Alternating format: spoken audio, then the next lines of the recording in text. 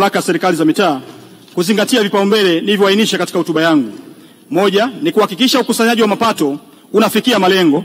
2, kukamilisha ujenzi wa miundombinu ya afya ya msingi, elimu msingi na sekondari kulingana na mipango iliyowekwa.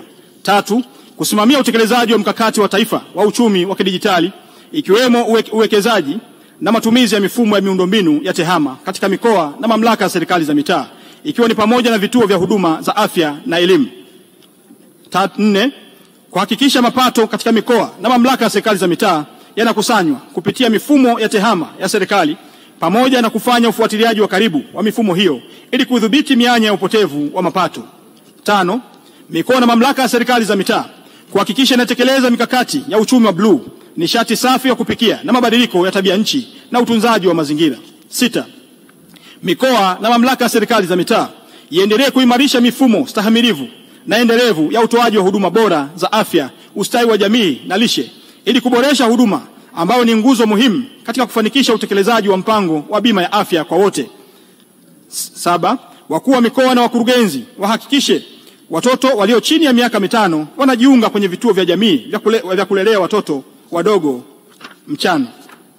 Aidha, kila halmashauri itapimwa utekelezaji wa vipaumbele hivi kwa kuzingatia miradi iliyotengewa bajeti mwaka 2025-2026.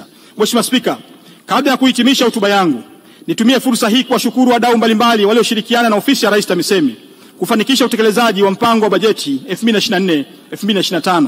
Vilevile nawashukuru wadau wote ambao wametoa ahadi za kuchangia utekelezaji wa bajeti 2025-2026 kwa mafungu 28.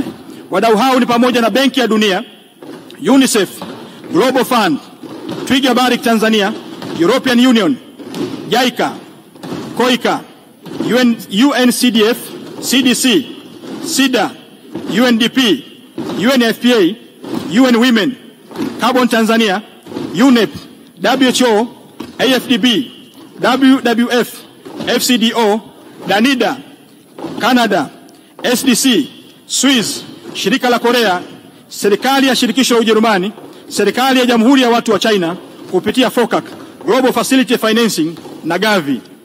Mheshimiwa Spika, aidha ninawashukuru viongozi wa Chama cha Mapinduzi katika ngazi zote kwa kutekeleza wajibu wao wa ufuatiliaji wa utekelezaji wa ilani ya CCM kwa ajili ya uchaguzi mkuu wa mwaka 2020 katika maeneo yao.